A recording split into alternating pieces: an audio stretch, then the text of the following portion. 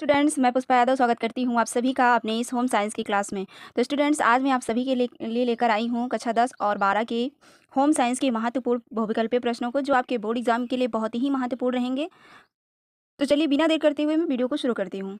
आज का पहला प्रश्न हमारा है, ग्रीष्मकाल के लिए सबसे उपयुक्त वस्त्र है। ग्रीष्मकाल के लिए सबसे अच्छा वस्त्र जो है कौन सा है? ऑप्शन ए रेशमी, ऑप्शन बी सूती वस्त्र, option C terylene, option D nylon. तो इसमें से जो है ग्रीष्मकाल के लिए सबसे उपयुक्त वस्त्र जो माना गया है वो सूती है, इसलिए ऑप्शन बी हमारा सही हो जाएगा। अगला प्रश्न हमारा है, भारतीय जलवायु के लिए सुविधाजनक है। भारतीय जलवायु के लिए सुविधाजनक वस्त्र इनमें से कौन सा है? Option A terylene, option B सूती वस्त्र, ऑप्शन सी रेशमी, ऑप्शन डी नायलॉन। तो इसमें भारतीय जलवायु के लिए जो सुविधाजनक वस्त्र होता है वो सूती है, इसलिए ऑप्शन बी हमारा सही हो जाएगा। अगला प्रश्न हमारा है, गर्मियों में सूती वस्त्र का प्रयोग किया जाता है। गर्मियों में जो है सूती वस्त्र का प्रयोग किया जाता है क्योंकि ऑप्शन ए इनको आसानी से धोया जा सकता है, ऑप्शन बी इनमें गर्मी का कम आभास होता है, ऑप्शन सी ये पहनने में अच्छे लगते हैं, ऑप्शन डी ये सस्ते होते हैं। तो इसमें जो है गर्मी में सूती वस्त्रों का प्रयोग इसलिए किया जाता है क्योंकि इनमें गर्मी का कम आभास होता है, इसलिए हम जो है सूती वस्त्रों का उपयोग करते हैं, इसलिए ऑप्शन बी हमारा सही हो जाएगा। अगला प्रश्न हमारा है,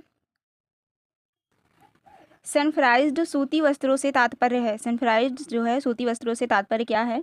ऑप्शन ए न सिकुड़ने वाले वस्त्र, ऑप्शन बी रंग बिरंगे वस्त्र, ऑप्शन सी सफ़ेद वस्त्र, ऑप्शन डी धुले एवं इस्त्री किए वस्त्र। तो इसमें सनफ्राइज्ड सूती वस्त्रों से तात्पर्य ये है न सिकुड़ने वाले वस्त्र, इसलिए ऑप्शन ए हमारा सही हो जाएगा। अगला प्रश्न हमारा है, कौन सा पौधे से ना प्राप्त होने वाला तंतु है? इनमें से जो है कौन सा पौधे से ना प्राप्त होने वाला तंतु है? Option A terylene, option B सूत, option C linen, option D jute. तो इसमें जो है टेरिलीन पौधे से प्राप्त ना होने वाला तंतु है, इसलिए ऑप्शन ए हमारा सही हो जाएगा। अगला प्रश्न हमारा है, किस तंतु पर आग का प्रभाव नहीं पड़ता है?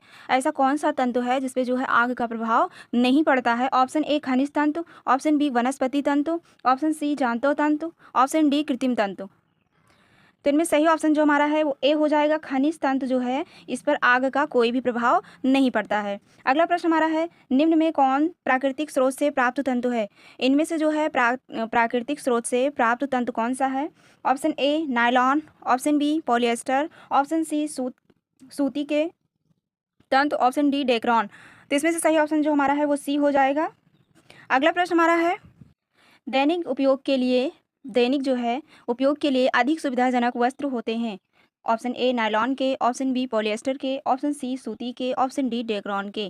तो दैनिक उपयोग के लिए अधिक सुविधाजनक वस्त्र जो होते हैं वो सूती वस्त्र होते हैं, इसलिए ऑप्शन सी हमारा सही हो जाएगा। अगला प्रश्न हमारा है, हमारे लिए वस्त्रों की उपयोगिता क्या है? ऑप्शन ए प्राकृतिक कारकों से सुरक्षा प्रदान करना, ऑप्शन बी शरीर को सजाना संवारना, ऑप्शन सी सामाजिक प्रतिष्ठा प्रदान करना, ऑप्शन डी उपयुक्त सभी। तो हमारे लिए वस्त्र जो है इन सभी के लिए है, इसलिए ऑप्शन डी हमारा सही हो जाएगा। अगला प्रश्न हमारा है, निम्न में कौन धागों का प्रकार है? इनमें जो है धागों का कौन सा प्रकार है? ऑप्शन ए साधारण धागे, ऑप्शन बी जटिल धागे, ऑप्शन सी मिश्रित धागे, ऑप्शन डी उपयुक्त सभी। तो इनमें जो है साधारण धागे, जटिल धागे और मिश्रित धागे ये सभी हो जाएगा, इसलिए ऑप्शन डी हमारा सही हो जाएगा। अगला प्रश्न हमारा है, मार्किन एवं मलमल के वस्त्रों की बुनाई किस किस विधि द्वारा किया जाता है? ऑप्शन ए साधारण बुनाई, ऑप्शन बी सेटिन बुनाई, ऑप्शन सी ट्विल्स बुनाई, ऑप्शन डी फैंसी बुनाई। तो इसमें से सही ऑप्शन जो हमारा है वो ए हो जाएगा, साधारण बुनाई। अगला प्रश्न हमारा है, निम्न में कौन कपड़े की बुनाई के प्रकार हैं? इनमें जो है कपड़े की बुनाई के प्रकार कौन कौन से हैं? ऑप्शन ए साधारण बुनाई, ऑप्शन बी सेटिन बुनाई, ऑप्शन सी ट्यूबिल बुनाई, ऑप्शन डी ये सभी। तो इनमें भी ये सभी हो जाएगा, साधारण बुनाई, सेटिन बुनाई और ट्विल बुनाई, ये सब क्या है? कपड़े की बुनाई है। अगला प्रश्न हमारा है, शीत ऋतु में किस रंग के कपड़े पहनना ठीक होता है? शीत ऋतु में किस रंग के कपड़े पहनना ठीक होता है? ऑप्शन ए सफ़ेद, ऑप्शन बी हल्का, ऑप्शन सी गहरा, ऑप्शन डी लाल। तो शीत ऋतु में गहरे रंग के कपड़े पहनना ज़्यादा ठीक होता है, इसलिए ऑप्शन सी हमारा सही हो जाएगा। अगला प्रश्न हमारा है, पसीना सोखने की क्षमता वाले वस्त्र हैं। इनमें जो है पसीना सोखने की क्षमता वाले वस्त्र हैं। ऑप्शन ए ऊनी वस्त्र, option B terylene, option C रेशमी वस्त्र, ऑप्शन डी सूती वस्त्र। तो इसमें से जो है पसीना सोखने की क्षमता वाले वस्त्र ये सभी सूती वस्त्र हो जाएगा, इसलिए ऑप्शन डी हमारा सही है। अगला प्रश्न हमारा है, बच्चों के वस्त्र होने चाहिए। बच्चों के वस्त्र जो है कैसे होने चाहिए? ऑप्शन ए कसी फिटिंग के, ऑप्शन बी लंबे, ऑप्शन सी ढीली फिटिंग के, ऑप्शन डी चौड़े। तो इसमें जो है बच्चों के वस्त्र ढीली फिटिंग के होने चाहिए, इसलिए ऑप्शन सी हमारा सही हो जाएगा। अगला प्रश्न हमारा है विटामिन डी किसमें पाया जाता है। विटामिन डी जो है किसमें पाया जाता है। ऑप्शन ए टमाटर में, ऑप्शन बी आंवले में, ऑप्शन सी सूर्य की प्रथम किरण में, ऑप्शन डी उपयुक्त सभी में। तो इसमें विटामिन डी जो है ऑप्शन सी इसमें सही हो जाएगा, सूर्य की प्रथम किरणों में। अगला प्रश्न हमारा है निम्नलिखित में से जल में विलेय विटामिन है। इसमें जो है कौन सा विटामिन जल में विलेय है। Option A vitamin C, option B vitamin D, option C vitamin A, option D vitamin E. तो जल में विलेय विटामिन जो होता है विटामिन सी है अगला इसलिए ऑप्शन ए हमारा सही हो जाएगा। अगला प्रश्न हमारा है विटामिन सी की कमी से कौन सा रोग होता है।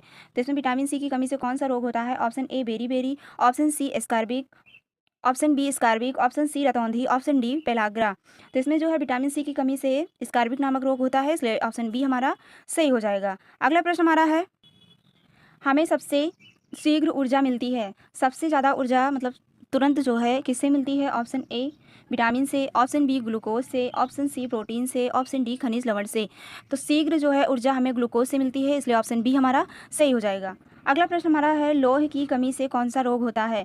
लोहे की कमी से कौन सा रोग होता है। ऑप्शन ए स्कारबिक, ऑप्शन बी रक्त अल्पता, option C beri, option D rickets. तो इसमें से सही विकल्प जो हमारा है वो भी हो जाएगा, रक्त अल्पता जो है लोहे की तत्व की कमी से होता है, इसलिए ऑप्शन बी हमारा सही हो जाएगा। अगला प्रश्न हमारा है मैं होने की अनुभूति निम्न में से किससे पृथक है। ऑप्शन ए आप, ऑप्शन बी वे, ऑप्शन सी अन्य, ऑप्शन डी उपयुक्त सभी। तो मैं होने की अनुभूति जो है ये सभी हो जाएगा, इसलिए ऑप्शन डी हमारा सही हो जाएगा। अगर आप सभी को वीडियो पसंद आता है तो वीडियो को लास्ट तक जरूर देखें और वीडियो को लाइक शेयर जरूर कर दें। तो अगला प्रश्न हमारा है स्वयं की संकल्पना से जुड़ी दो अन्य संकल्पनाएं कौन कौन सी हैं। ऑप्शन ए पहचान और व्यक्तित्व, ऑप्शन बी व्यक्तित्व और समाज, ऑप्शन सी परिवार और समाज, ऑप्शन डी इनमें से कोई नहीं। तो इसमें सही ऑप्शन जो हमारा है वो ए हो जाएगा, पहचान और व्यक्तित्व। अगला प्रश्न हमारा है बेस्टर के तीसरे अंतर्राष्ट्रीय शब्दकोश में कितनी प्रविष्टियां स्वयं से आरंभ होती हैं। Option A 300, option B 400, option C 450, option D 500। तो इसमें ऑप्शन डी हमारा सही हो जाएगा। अगला प्रश्न हमारा है स्वयं की प्रकृति होती है। ऑप्शन ए एकल, ऑप्शन बी बहुआयामी, ऑप्शन सी अंतर्मुखी, ऑप्शन डी नकारात्मक। तो स्वयं की जो प्रकृति होती है वो बहुआयामी होती है, इसलिए ऑप्शन बी हमारा सही हो जाएगा। अगला प्रश्न हमारा है व्यक्ति के स्व के विकास के लिए निम्न में से क्या आवश्यक है। स्व मतलब होता है स्वयं। ऑप्शन ए उद्विकास, ऑप्शन बी संस्कृतिकरण, ऑप्शन सी सामाजिकरण, ऑप्शन डी सामुदायिक विकास। तो स्व के विकास के लिए इनमें जो है सामाजिकरण आवश्यक होता है, इसलिए ऑप्शन सी हमारा सही हो जाएगा। अगला प्रश्न हमारा है सामाजिकरण द्वारा व्यक्ति में निम्न में से कौन सा विकास होता है। ऑप्शन ए सामाजिक स्वस्थ आचरण, ऑप्शन बी सामाजिक परिपक्वता, ऑप्शन सी सामुदायिक भावना, ऑप्शन डी उपयुक्त सभी। तो सामाजिकरण द्वारा व्यक्ति में ये सभी का विकास होता है, इसलिए ऑप्शन डी हमारा सही हो जाएगा। उम्मीद करती हूँ आप सभी को वीडियो पसंद आया होगा, तो वीडियो को लाइक शेयर सब्सक्राइब जरूर कर लें। तो अगला प्रश्न हमारा है विश्व स्वास्थ्य संगठन की स्थापना कब हुई थी। ऑप्शन ए 1945 में, ऑप्शन बी सन 1948 में, ऑप्शन सी सन 1955 में, ऑप्शन डी सन 1958 में। तो विश्व स्वास्थ्य संगठन जिसको WHO के नाम से भी जाना जाता है, इसका फुल फॉर्म होता है वर्ल्ड हेल्थ ऑर्गेनाइजेशन। इसकी स्थापना जो है सन 1948 में हुई थी, इसलिए ऑप्शन बी हमारा सही हो जाएगा। अगर आप सभी ऐसे ही इंपॉर्टेंट बहुविकल्पीय प्रश्नों को देखना चाहते हैं तो हमारे इस चैनल पर इसकी फुल वीडियो पड़ी हुई है, आप वहाँ से जाकर के इसको देख सकते हैं, जिससे कि आपकी तैयारी में काफ़ी मदद मिलेगी। तो चलिए बिना देर करते हुए वीडियो को शुरू करती हूँ। अगला प्रश्न हमारा है स्वास्थ्य की परिभाषा निम्नलिखित में से किस आयाम को समाहित करती है। स्वास्थ्य की जो परिभाषा होती है इनमें से किस आयाम को परिभाषित करती है। ऑप्शन ए शारीरिक, ऑप्शन बी सामाजिक, ऑप्शन सी मानसिक, ऑप्शन डी उपयुक्त सभी। तो इसमें से जो है शारीरिक भी होता है, सामाजिक भी होता है और मानसिक भी होता है, इसलिए ऑप्शन डी हमारा सही हो जाएगा। अगला प्रश्न हमारा है शरीर की सामान्य वृद्धि के लिए क्या आवश्यक होता है। शरीर की जो है सामान्य वृद्धि के लिए इनमें से क्या आवश्यक होता है। Option A calcium phosphorus, option B लौह तत्व, option C iodine, option D खनिज लवण।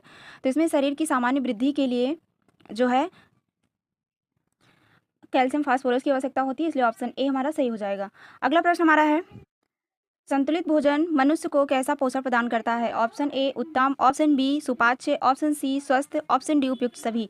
तो संतुलित भोजन मनुष्य को जो है उत्तम, सुपाच्य और स्वस्थ ये सभी प्रदान करता है, इसलिए ऑप्शन डी हमारा सही हो जाएगा। अगला प्रश्न हमारा है जिसमें भोज्य तत्व आवश्यकता से अधिक तथा पौष्टिक तत्व आवश्यकता से कम प्राप्त होते हैं वह स्थिति क्या कहलाती है।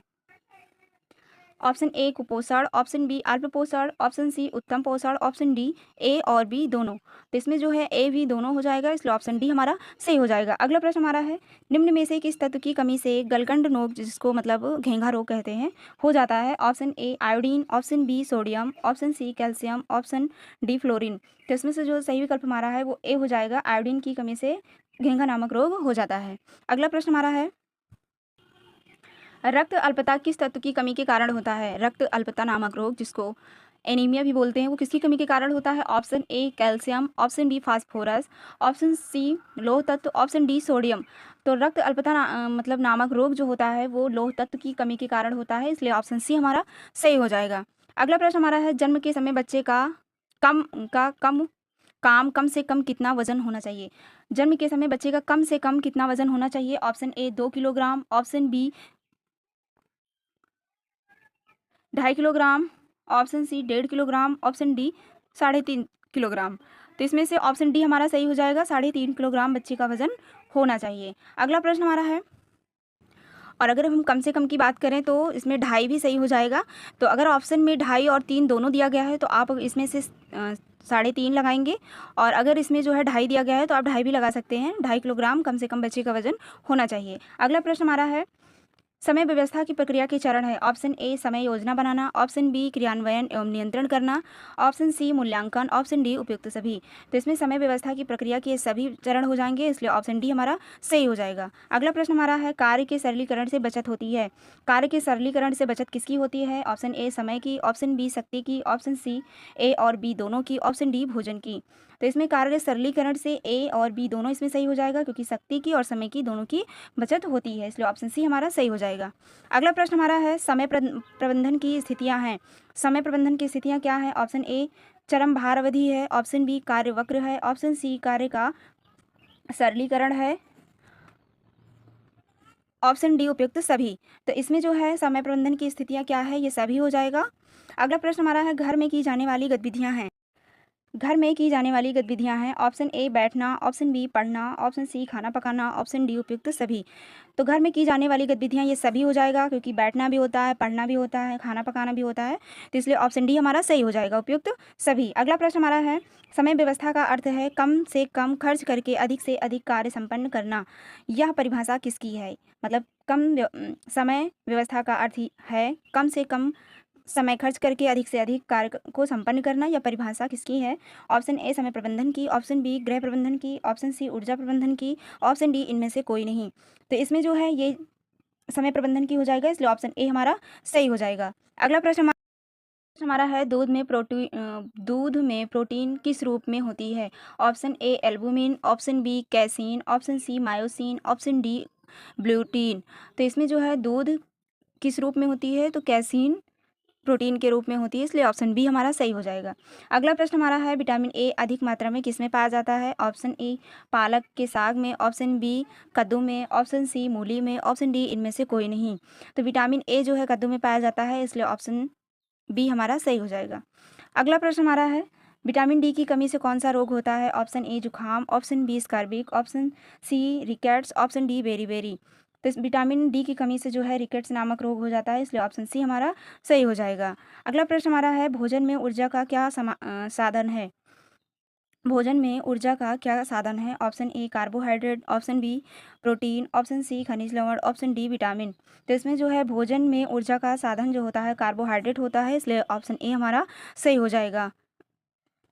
आज हम लोग कुछ ज़्यादा तेज़ गति से इसको जो है सॉल्व करेंगे, जिससे कि आपका समय ज़्यादा नष्ट ना हो। अगला प्रश्न हमारा है, आयोडीन की कमी से कौन सा रोग होता है? ऑप्शन ए स्कारबिक, ऑप्शन बी घेंघा, ऑप्शन सी सूखा, ऑप्शन डी रतौंधी। तो इसमें जो है ऑप्शन बी हमारा सही हो जाएगा, घेंघा नामक रोग आयोडीन की कमी से होता है। अगला प्रश्न हमारा है, वसा में विलेय विटामिन है। वसा में घुलनशील जो विटामिन है वो कौन सी है? Option A vitamin B, option C B vitamin C, option C vitamin A, option D इनमें से कोई नहीं। तो वसा में जो विलेय विटामिन है वो विटामिन ए है, इसलिए ऑप्शन सी हमारा सही हो जाएगा। अगला प्रश्न हमारा है, विटामिन ए की कमी से कौन सा रोग होता है? विटामिन ए की कमी से कौन सा रोग होता है? ऑप्शन ए रतौंधी, ऑप्शन बी स्कारबिक, ऑप्शन सी बेरी, ऑप्शन डी कोई नहीं। तो विटामिन ए की कमी से जो रोग होता है वो रतौंधी है, इसलिए ऑप्शन ए हमारा सही हो जाएगा।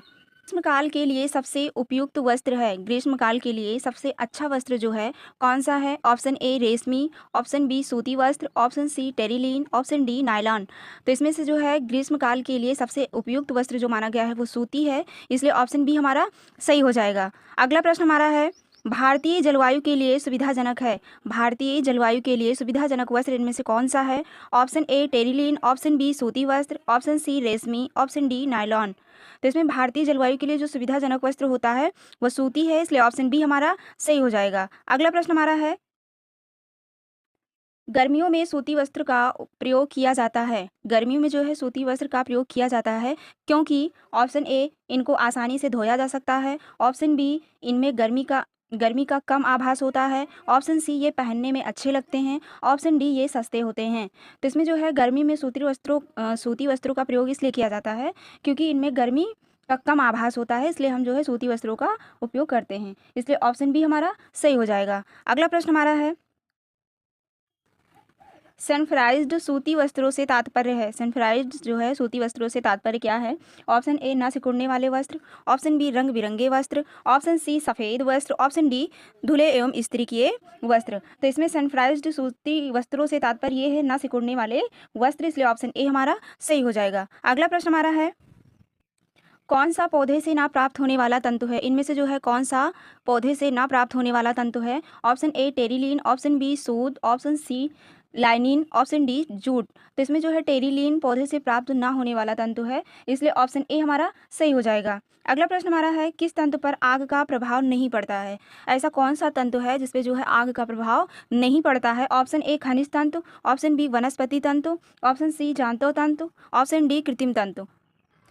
तो इनमें सही ऑप्शन जो हमारा है वो ए हो जाएगा, खनिज तंतु जो है इस पर आग का कोई भी प्रभाव नहीं पड़ता है। अगला प्रश्न हमारा है, निम्न में कौन प्राकृतिक स्रोत से प्राप्त तंतु है? इनमें से जो है प्राकृतिक स्रोत से प्राप्त तंतु कौन सा है? Option A nylon, option B polyester, option C सूती के तंतु, ऑप्शन डी डेक्रॉन। तो इसमें से सही ऑप्शन जो हमारा है वो सी हो जाएगा। अगला प्रश्न हमारा है, दैनिक जो है उपयोग के लिए अधिक सुविधाजनक वस्त्र होते हैं। ऑप्शन ए नायलॉन के, ऑप्शन बी पॉलिएस्टर के, ऑप्शन सी सूती के, ऑप्शन डी डेक्रॉन के।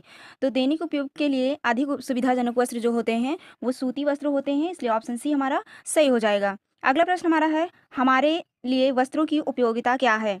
ऑप्शन ए प्राकृतिक कारकों से सुरक्षा प्रदान करना, ऑप्शन बी शरीर को सजाना संवारना, ऑप्शन सी सामाजिक प्रतिष्ठा प्रदान करना, ऑप्शन डी उपयुक्त सभी। तो हमारे लिए वस्त्र जो है इन सभी के लिए है, इसलिए ऑप्शन डी हमारा सही हो जाएगा। अगला प्रश्न हमारा है, निम्न में कौन धागों का प्रकार है? इनमें जो है धागों का कौन सा प्रकार है? ऑप्शन ए साधारण धागे, ऑप्शन बी जटिल धागे, ऑप्शन सी मिश्रित धागे, ऑप्शन डी उपयुक्त सभी। तो इनमें जो है साधारण धागे, जटिल धागे और मिश्रित धागे ये सभी हो जाएगा, इसलिए ऑप्शन डी हमारा सही हो जाएगा। अगला प्रश्न हमारा है, मार्किन एवं मलमल के वस्त्रों की बुनाई किस किस विधि द्वारा किया जाता है? ऑप्शन ए साधारण बुनाई, ऑप्शन बी सेटिन बुनाई, ऑप्शन सी ट्विल्स बुनाई, ऑप्शन डी फैंसी बुनाई। तो इसमें से सही ऑप्शन जो हमारा है वो ए हो जाएगा, साधारण बुनाई। अगला प्रश्न हमारा है, निम्न में कौन कपड़े की बुनाई के प्रकार हैं? इनमें जो है कपड़े की बुनाई के प्रकार कौन कौन से हैं? ऑप्शन ए साधारण बुनाई, ऑप्शन बी सेटिन बुनाई, ऑप्शन सी ट्यूबिल बुनाई, ऑप्शन डी ये सभी। तो इनमें भी ये सभी हो जाएगा, साधारण बुनाई, सेटिन बुनाई और ट्विल बुनाई, ये सब क्या है? कपड़े की बुनाई है। अगला प्रश्न हमारा है, शीत ऋतु में किस रंग के कपड़े पहनना ठीक होता है? शीत ऋतु में किस रंग के कपड़े पहनना ठीक होता है? ऑप्शन ए सफ़ेद, ऑप्शन बी हल्का, ऑप्शन सी गहरा, ऑप्शन डी लाल। तो शीत ऋतु में गहरे रंग के कपड़े पहनना ज़्यादा ठीक होता है, इसलिए ऑप्शन सी हमारा सही हो जाएगा।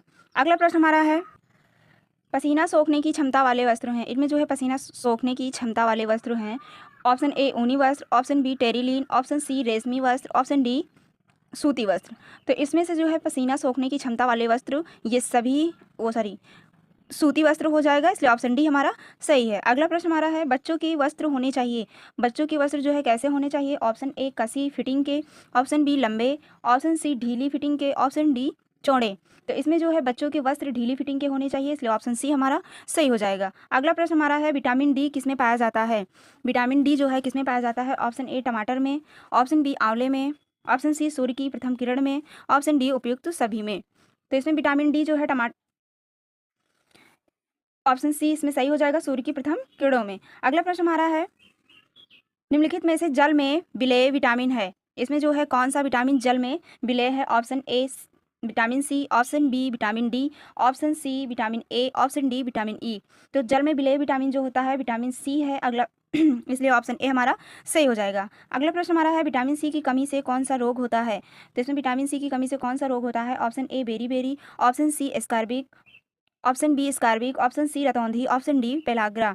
तो इसमें जो है विटामिन सी की कमी से स्कारबिक नामक रोग होता है, इसलिए ऑप्शन बी हमारा सही हो जाएगा। अगला प्रश्न हमारा है, हमें सबसे शीघ्र ऊर्जा मिलती है, सबसे ज़्यादा ऊर्जा मतलब तुरंत जो है किससे मिलती है? ऑप्शन ए विटामिन से, ऑप्शन बी ग्लूकोज से, ऑप्शन सी प्रोटीन से, ऑप्शन डी खनिज लवण से। तो शीघ्र जो है ऊर्जा हमें ग्लूकोज से मिलती है, इसलिए ऑप्शन बी हमारा सही हो जाएगा। अगला प्रश्न हमारा है, लोहे की कमी से कौन सा रोग होता है? लोहे की कमी से कौन सा रोग होता है? ऑप्शन ए स्कारबिक, ऑप्शन बी रक्त अल्पता, ऑप्शन सी वेरी वेरी, ऑप्शन डी रिकेट्स। तो इसमें से सही विकल्प जो हमारा है वो भी हो जाएगा, रक्त अल्पता जो है लोहे की तत्व की कमी से होता है, इसलिए ऑप्शन बी हमारा सही हो जाएगा। अगला प्रश्न हमारा है, मैं होने की अनुभूति निम्न में से किससे पृथक है? ऑप्शन ए आप, ऑप्शन बी वे, ऑप्शन सी अन्य, ऑप्शन डी उपयुक्त सभी। तो मैं होने की अनुभूति जो है ये सभी हो जाएगा, इसलिए ऑप्शन डी हमारा सही हो जाएगा। अगर आप सभी को वीडियो पसंद आता है तो वीडियो को लास्ट तक जरूर देखें और वीडियो को लाइक शेयर जरूर कर दें। तो अगला प्रश्न हमारा है, स्वयं की संकल्पना से जुड़ी दो अन्य संकल्पनाएं कौन कौन सी हैं? ऑप्शन ए पहचान और व्यक्तित्व, ऑप्शन बी व्यक्तित्व और समाज, ऑप्शन सी परिवार और समाज, ऑप्शन डी इनमें से कोई नहीं। तो इसमें सही ऑप्शन जो हमारा है वो ए हो जाएगा, पहचान और व्यक्तित्व। अगला प्रश्न हमारा है, बेस्टर के तीसरे अंतर्राष्ट्रीय शब्दकोश में कितनी प्रविष्टियां स्वयं से आरंभ होती हैं? Option A 300, option B 400, option C 450, option D 500। तो इसमें ऑप्शन डी हमारा सही हो जाएगा। अगला प्रश्न हमारा है, स्वयं की प्रकृति होती है, ऑप्शन ए एकल, ऑप्शन बी बहुआयामी, ऑप्शन सी अंतर्मुखी, ऑप्शन डी नकारात्मक।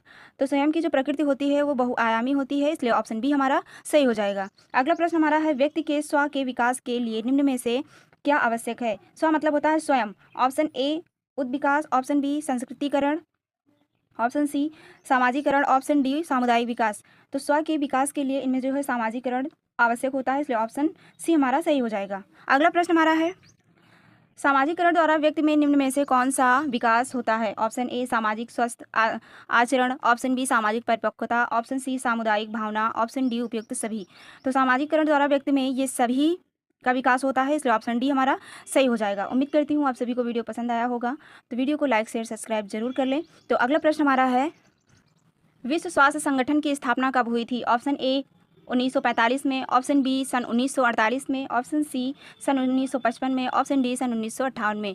तो विश्व स्वास्थ्य संगठन, जिसको WHO के नाम से भी जाना जाता है, इसका फुल फॉर्म होता है वर्ल्ड हेल्थ ऑर्गेनाइजेशन। इसकी स्थापना जो है सन 1948 में हुई थी, इसलिए ऑप्शन बी हमारा सही हो जाएगा। अगर आप सभी ऐसे ही इंपॉर्टेंट बहुविकल्पीय प्रश्नों को देखना चाहते हैं तो हमारी इस चैनल पर इसकी फुल वीडियो पड़ी हुई है, आप वहाँ से जाकर के इसको देख सकते हैं, जिससे कि आपकी तैयारी में काफ़ी मदद मिलेगी।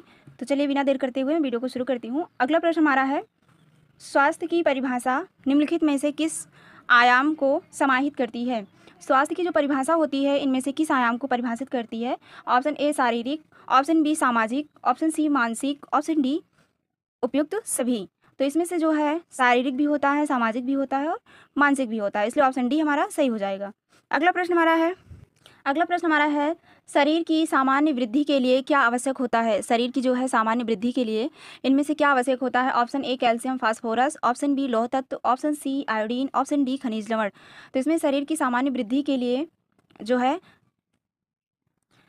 कैल्शियम फास्फोरस की आवश्यकता होती है, इसलिए ऑप्शन ए हमारा सही हो जाएगा। अगला प्रश्न हमारा है, संतुलित भोजन मनुष्य को कैसा पोषण प्रदान करता है? ऑप्शन ए उत्तम, ऑप्शन बी सुपाच्य, ऑप्शन सी स्वस्थ, ऑप्शन डी उपयुक्त सभी। तो संतुलित भोजन मनुष्य को जो है उत्तम, सुपाच्य और स्वस्थ ये सभी प्रदान करता है, इसलिए ऑप्शन डी हमारा सही हो जाएगा। अगला प्रश्न हमारा है, जिसमें भोज्य तत्व आवश्यकता से अधिक तथा पौष्टिक तत्व आवश्यकता से कम प्राप्त होते हैं वह स्थिति क्या कहलाती है?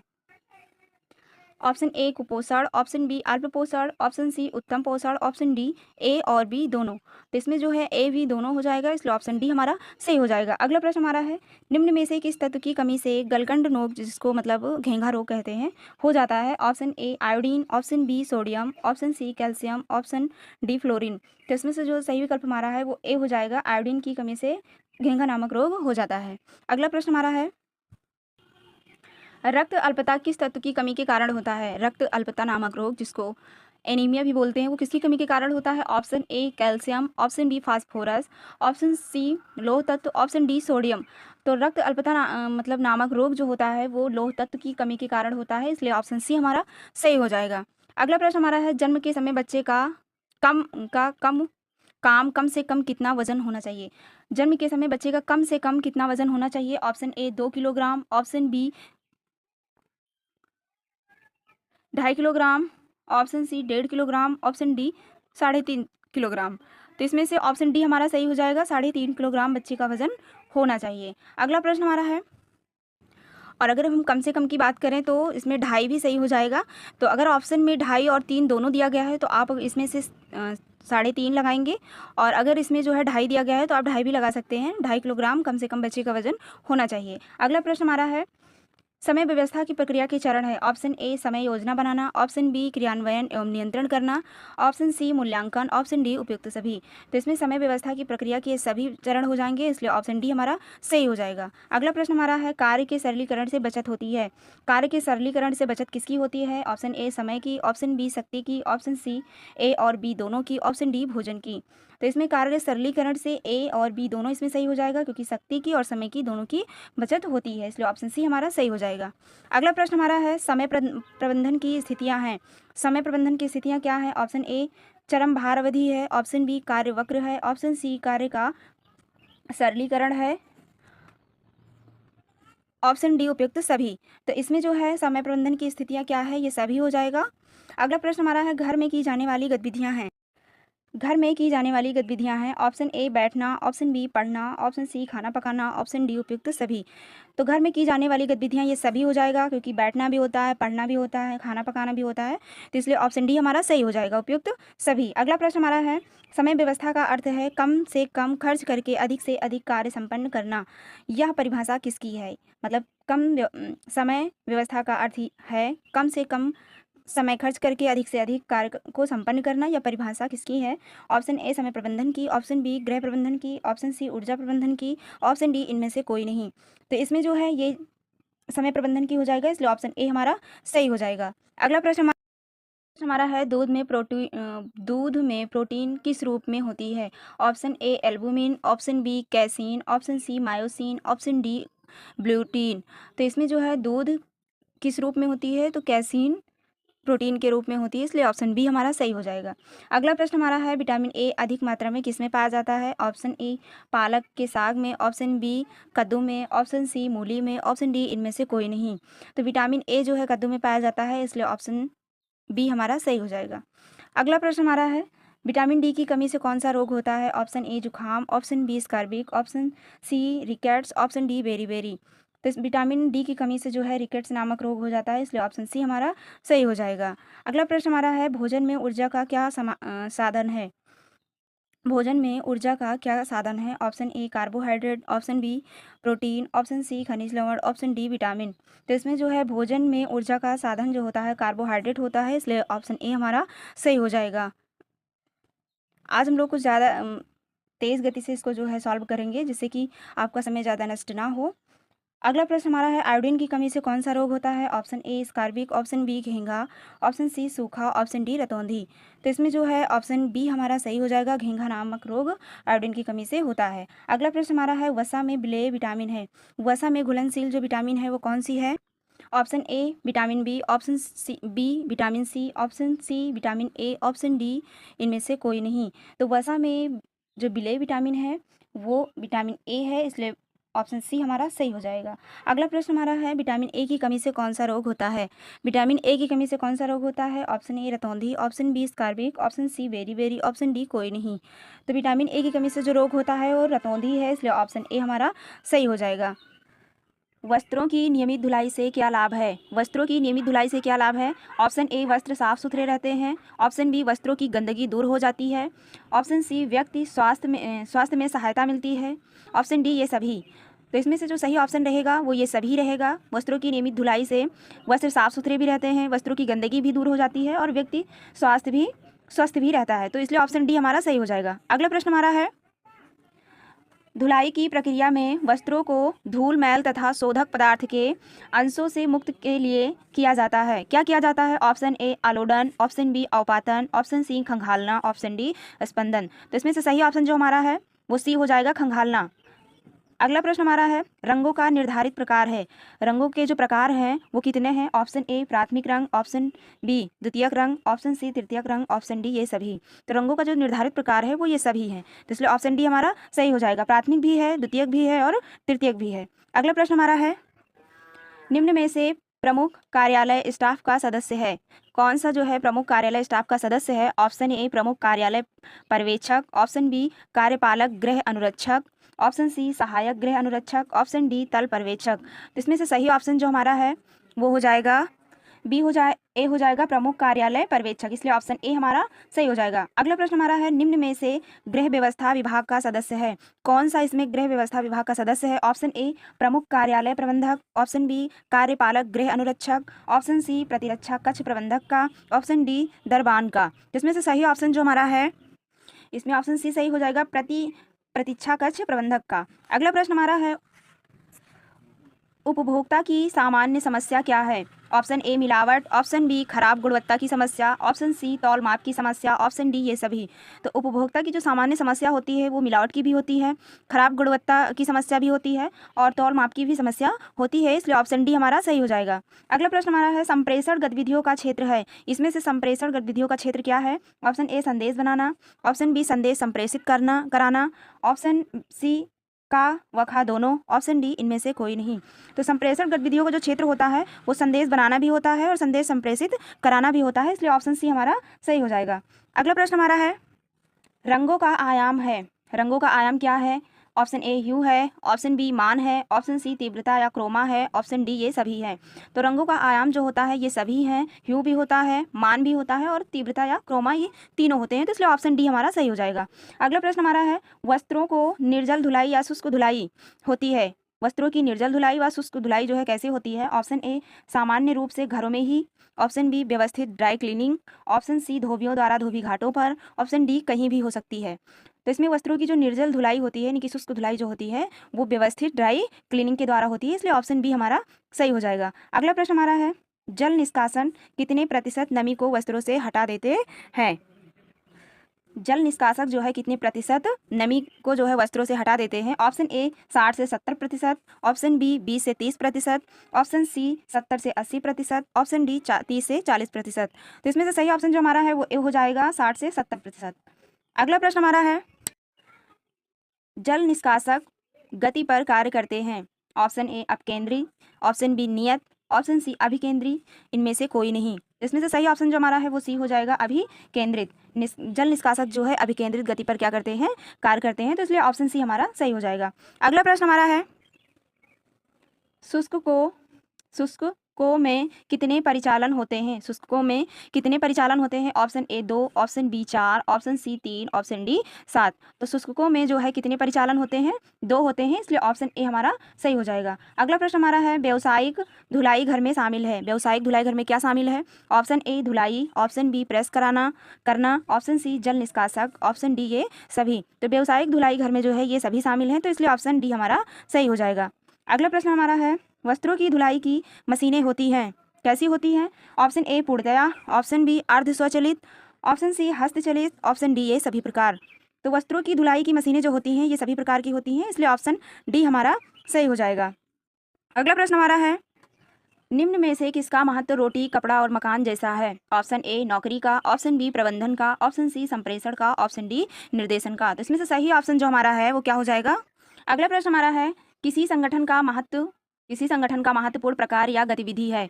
किसी संगठन का महत्वपूर्ण प्रकार या गतिविधि क्या है? ऑप्शन ए जनसंपर्क, ऑप्शन बी निर्देशन, ऑप्शन सी परामर्श, ऑप्शन डी इनमें से कोई नहीं। तो इसमें से जो मतलब संगठन का महत्वपूर्ण प्रकार गतिविधि है वो जनसंपर्क है, इसलिए ऑप्शन ए हमारा सही हो जाएगा।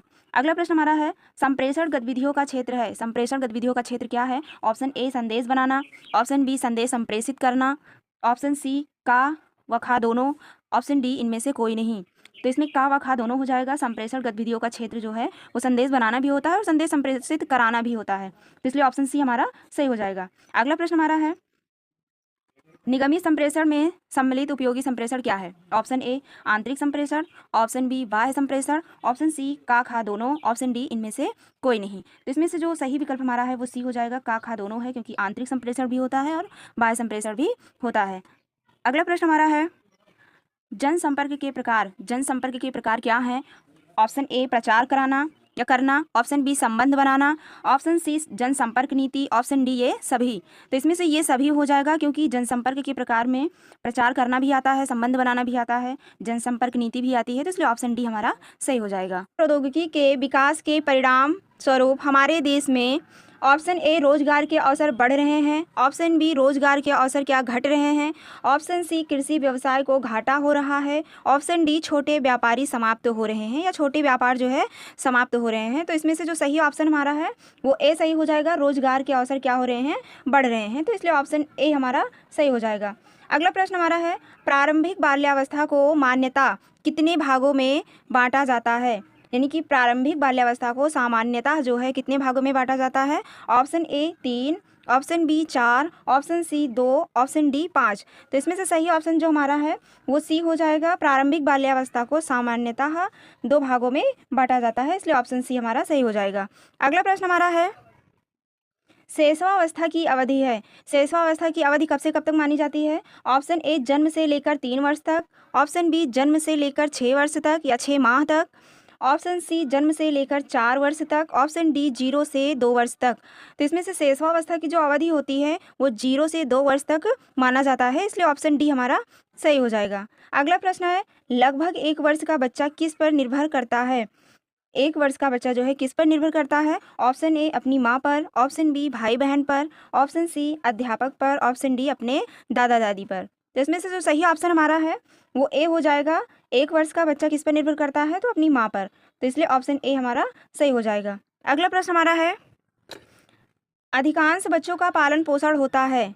अधिकांश बच्चों का जो है पालन पोषण कहाँ होता है? ऑप्शन ए क्रेंच में, ऑप्शन बी अपने ही परिवार में, ऑप्शन सी नानी के साथ, ऑप्शन डी आसपास के घरों में। तो अधिकांश बच्चों का पालन पोषण कहाँ होता है? अपने परिवार में, इसलिए ऑप्शन बी हमारा सही हो जाएगा। अगला प्रश्न हमारा है छोटे बच्चों की घर में देखभाल करने वालों की अनुपस्थिति में उनकी देखभाल करने की संस्था क्या है? मतलब जो छोटे बच्चे होते हैं उनके घर में देखभाल करने वालों की अगर अनुपस्थिति हो जाती है तो उनकी देखभाल करने की एक संस्था है, उसका क्या नाम है? Option A creche, option B day care centre, option C का व खा दोनों है, ऑप्शन डी इनमें से कोई नहीं। तो इसमें से का और खा दोनों सही है, इसलिए ऑप्शन सी हमारा सही हो जाएगा। क्रेंच भी है और डे केयर सेंटर भी है, जो कि बच्चों की देखभाल करने वाले जो होते हैं उनकी अनुपस्थिति में ये सेंटर बनाए गए हैं, तो इसलिए ऑप्शन सी हमारा सही हो जाएगा। अगला प्रश्न हमारा है 2 से 3 वर्ष के बच्चों को टॉडलर क्यों कहा जाता है? 2 से 3 वर्ष के जो बच्चे होते हैं उनको टॉडलर क्यों कहा जाता है? ऑप्शन ए क्योंकि वे मेढक की तरह फुदक कर चलते हैं, ऑप्शन बी क्योंकि वे हर समय रोते रहते हैं, ऑप्शन सी क्योंकि वे अधिक बोलते हैं, ऑप्शन डी क्योंकि उन्हें कोई नाम तो देना होता है। तो इसलिए ऑप्शन डी हमारा सही हो जाएगा, क्योंकि उन्हें कोई ना कोई नाम तो देना ही होता है, इसलिए ऑप्शन डी हमारा सही हो जाएगा। 2 से 3 वर्ष के बच्चों को क्या कहा जाता है? टॉडलर कहा जाता है, इसलिए ऑप्शन डी हमारा सही हो जाएगा। अगला प्रश्न हमारा है विद्यालय क्या है? ऑप्शन ए क्या संस्था है, ऑप्शन बी क्या वो एक समाज है, ऑप्शन सी क्या वह परिवार है, ऑप्शन डी क्या वह योजना है। तो विद्यालय हमारी एक क्या है? संस्था है, इसलिए ऑप्शन ए हमारा सही हो जाएगा। अगला प्रश्न हमारा है समाज की मूल इकाई होती है। समाज की मूल इकाई क्या होती है? ऑप्शन ए क्या परिवार होता है, ऑप्शन बी क्या समाज होता है, ऑप्शन सी क्या राष्ट्र होता है, ऑप्शन डी क्या व्यक्ति होते हैं। तो समाज की जो मूल इकाई होती है वो हमारा परिवार होता है, इसलिए ऑप्शन ए हमारा सही हो जाएगा। अगला प्रश्न है जन्म से 8 वर्ष की आयु तक की अवस्था को क्या माना जाता है? ऑप्शन ए क्या बाल्यावस्था माना जाता है, ऑप्शन बी क्या प्रौढ़ावस्था माना जाता है, ऑप्शन सी क्या उसे प्रारंभिक बाल्यावस्था माना जाता है, ऑप्शन डी क्या उसे शैशवावस्था माना जाता है। तो इसमें से जो सही ऑप्शन हमारा है वो हो जाएगा क्या? उसे हम प्रारंभिक बाल्यावस्था मानेंगे, इसलिए ऑप्शन सी हमारा सही हो जाएगा। अगला प्रश्न हमारा है उच्च प्रोटीन का स्तर प्राप्त होता है, मतलब प्रोटीन जो है सबसे ज़्यादा किससे प्राप्त होता है? ऑप्शन ए क्या आलू में, ऑप्शन बी क्या दूध में, ऑप्शन सी दालों में, ऑप्शन डी सेब में। तो प्रोटीन जो है किससे प्राप्त होता है? तो दालों से प्राप्त होता है, इसलिए ऑप्शन सी हमारा सही हो जाएगा। अगला प्रश्न होता अगला प्रश्न हमारा है, होटल एक व्यापारिक प्रतिष्ठान है जो क्या देता है? ऑप्शन ए क्या आवास देता है, ऑप्शन बी भोजन देता है, ऑप्शन सी अन्य सेवाएं, ऑप्शन डी इनमें से सभी। तो होटल एक व्यापारिक प्रतिष्ठान है जो कि ये सारी सेवाएं देता है, इसलिए ऑप्शन डी हमारा सही हो जाएगा, इनमें से सभी। अगला प्रश्न अगला प्रश्न हमारा है, प्रोटीन का स्रोत है, प्रोटीन का स्रोत क्या है? ऑप्शन ए क्या दालें हैं, ऑप्शन बी अंडा है, ऑप्शन सी मछली है, ऑप्शन डी ये सभी हैं। तो जो है प्रोटीन इन सभी में पाया जाता है, इसलिए ऑप्शन डी हमारा सही हो जाएगा। अगला प्रश्न हमारा है, किसी भी भोज्य पदार्थ से प्राप्त ऊर्जा को मापने की इकाई क्या होती है? क्या ऑप्शन ए ग्राम होती है, ऑप्शन बी ओंस होती है, ऑप्शन सी डिग्री होती है, ऑप्शन डी कैलोरी होती है। तो भोज्य पदार्थों को मापने की जो इकाई होती है वो कैलोरी होती है, इसलिए ऑप्शन डी हमारा सही हो जाएगा। अगला प्रश्न हमारा है, लौह तत्व की कमी से कौन सा रोग होता है? अगर शरीर में लौह तत्व की कमी हो जाती है तो कौन सा रोग होता है? Option A berry, option B anaemia, option C marasmus, option D तपेदिक। तो लौह तत्व की कमी से कौन सा रोग होता है? एनीमिया नामक रोग होता है, इसलिए ऑप्शन बी हमारा सही हो जाएगा। अगला प्रश्न हमारा है, सूर्य की किरण से पोषक तत्व की प्राप्ति होती है। सूर्य की किरण से किस पोषक तत्व की प्राप्ति होती है? Option A protein, option B वसा, option C vitamin D, option D खनिज लवण। तो सूर्य की किरण से जो पोषक तत्व प्राप्त होता है वो कौन सा है? विटामिन डी, इसलिए ऑप्शन सी हमारा सही हो जाएगा। अगला प्रश्न हमारा है, भोजन में किस विटामिन की कमी से स्कर्विक नामक रोग होता है? Option A vitamin A, option B vitamin B, option C vitamin C, option D vitamin D. तो इसमें जो सही ऑप्शन हमारा है वो क्या हो जाएगा? स्कार्बिक नामक रोग किस विटामिन की कमी से होता है? तो इसमें विटामिन सी सही हो जाएगा, ऑप्शन नंबर सी सही है। अगला प्रश्न हमारा है, दूध में कौन सा विटामिन नहीं पाया जाता? Option A vitamin A, option B vitamin D, option C vitamin C, option D vitamin K. तो दूध में कौन सा विटामिन नहीं पाया जाता? विटामिन सी नहीं पाया जाता, इसलिए ऑप्शन सी हमारा सही हो जाएगा। तो प्रश्न हमारा है, वयस्कों के लिए प्रतिदिन पानी का सेवन कितना अनुशंसित है? मतलब एक वयस्क व्यक्ति के लिए प्रतिदिन का मतलब पानी जो है कितना निर्धारित किया गया है? Option A 4 cup, option B 8 cup, option C 12 cup, option D 16 cup. इसमें से सही ऑप्शन हमारा है वो 8 कप हो जाएगा, जो कि प्रतिदिन पानी का सेवन हमें इतना करना चाहिए, इसलिए ऑप्शन बी हमारा सही हो जाएगा। अगला प्रश्न हमारा है, निम्न में कौन सा पारिवारिक जीवन चक्र का चरण नहीं है? ऑप्शन ए विवाह, ऑप्शन बी माता पिता बनना, ऑप्शन सी सेवानिवृत्ति, ऑप्शन डी किशोरावस्था। तो पारिवारिक जीवन का चक्र जो है इसमें कौन सा नहीं है? किशोरावस्था नहीं है, इसलिए ऑप्शन डी हमारा सही हो जाएगा। अगला प्रश्न हमारा है, पाचन तंत्र का प्राथमिक कार्य क्या है? पाचन तंत्र का जो है प्राथमिक कार्य क्या है? ऑप्शन ए शरीर का तापमान नियंत्रित करना, ऑप्शन बी ऊर्जा के लिए भोजन को तोड़ना, ऑप्शन सी मांसपेशियों की गति को नियंत्रित करना, ऑप्शन डी पूरे शरीर में ऑक्सीजन पहुंचाना। तो पाचन तंत्र का जो प्राथमिक कार्य होता है वो ऊर्जा के लिए भोजन को तोड़ना, इसलिए ऑप्शन बी हमारा सही हो जाएगा। अगला प्रश्न हमारा है, निम्न में से कौन सा खाना पकाने की विधि नहीं है? इनमें से कौन सा खाना पकाने की विधि नहीं है? Option A baking, option B उबालना, option C stir frying, option D सिलाई। तो इसमें खाना पकाने की जो विधि नहीं है वो डी है, सिलाई जो है खाना पकाने की विधि में नहीं आएगी, इसलिए ऑप्शन डी हमारा सही हो जाएगा। अगला प्रश्न हमारा है, श्वसन तंत्र का प्राथमिक कार्य क्या है? श्वसन तंत्र का प्राथमिक कार्य क्या है? ऑप्शन ए शरीर का तापमान नियंत्रित करना, ऑप्शन बी ऊर्जा के लिए भोजन को तोड़ना, ऑप्शन सी मांसपेशियों की गति को नियंत्रित करना, ऑप्शन डी सांस लेने में सक्षम बनाना। तो श्वसन तंत्र का जो प्राथमिक कार्य होता है वो सांस लेने में सक्षम बनाना होता है, इसलिए ऑप्शन डी हमारा सही हो जाएगा। अगला प्रश्न हमारा है, जनसंपर्क के 7 सिद्धांत किसने बनाए हैं? ऑप्शन ए चार्ल्स विलियम ने, option B Arthur W Page ने, ऑप्शन सी निकोलस डब्ल्यू ने, ऑप्शन डी इनमें से कोई नहीं। जिसमें जो है सही ऑप्शन हमारा हो जाएगा बी सही हो जाएगा, आर्थर डब्ल्यू पेज ने जो है जनसंपर्क के 7 सिद्धांत बनाए हैं। अगला प्रश्न हमारा है, जनसंपर्क के 7 सिद्धांतों में सम्मिलित है, क्या सम्मिलित है? ऑप्शन ए सच बताएं, ऑप्शन बी काम द्वारा सिद्ध की जाए, ऑप्शन सी ग्राहकों की सुनिए, ऑप्शन डी औपचारिकता। तो इसमें से सही ऑप्शन जो हमारा है, इसमें जो है सारे ऑप्शन सही हो जाएंगे। तो आज की वीडियो में बस इतना ही। अगर आपको वीडियो पसंद आया हो तो वीडियो को लाइक शेयर एंड सब्सक्राइब करना बिल्कुल ना भूलें। तो चलिए मिलते हैं आपसे नेक्स्ट वीडियो में, तब तक के लिए धन्यवाद।